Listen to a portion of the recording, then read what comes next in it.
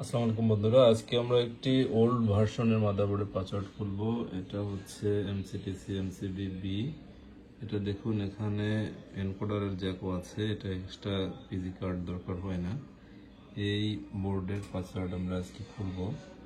Normally যে কিপ্যাডগুলো আমাদের থাকে ওগুলো এখানে কাজ করে না। নর্মালি আমরা এই ডেকোডারগুলো দিয়ে পাসওয়ার্ড রিকভার করি। এখন আমরা নতুন ভার্সনের একটি পাসওয়ার্ড রিকভার ইউজ করব, MDK11। সো বন্ধুরা দেখতে থাকুন কিভাবে করছি। এখানে দেখুন U22 একটি আইসি রয়েছে, সেখানে আমরা এটাকে সেট করব U22।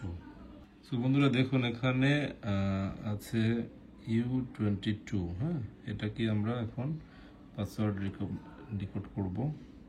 সো আমরা এটাকে রেখে দিয়ে এখানে আমরা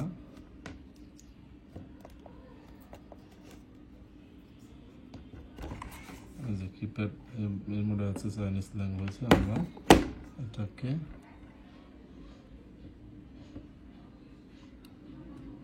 U44 এ ইন করলাম। এবার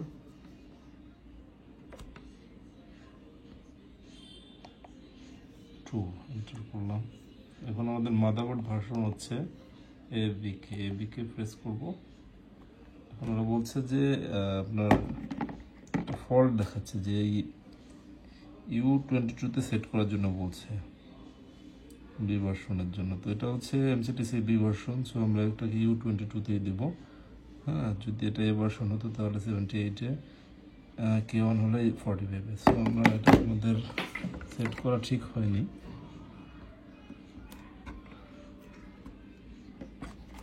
আমরা চেষ্টা করে দেখি।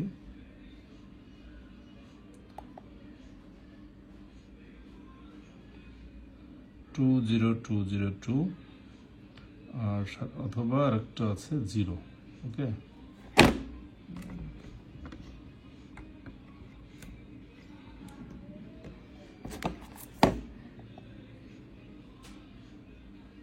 টু 0202 অথবা 1।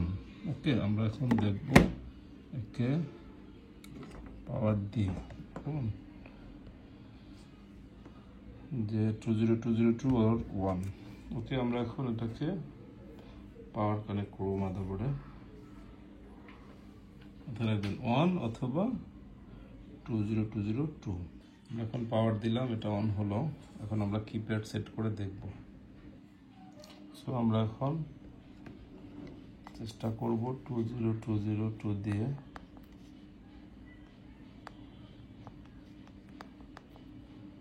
হচ্ছে না। হ্যাঁ, আমরা এখন চেষ্টা করব 1 দিয়ে। সো আমাদের পাসওয়ার্ড ছিল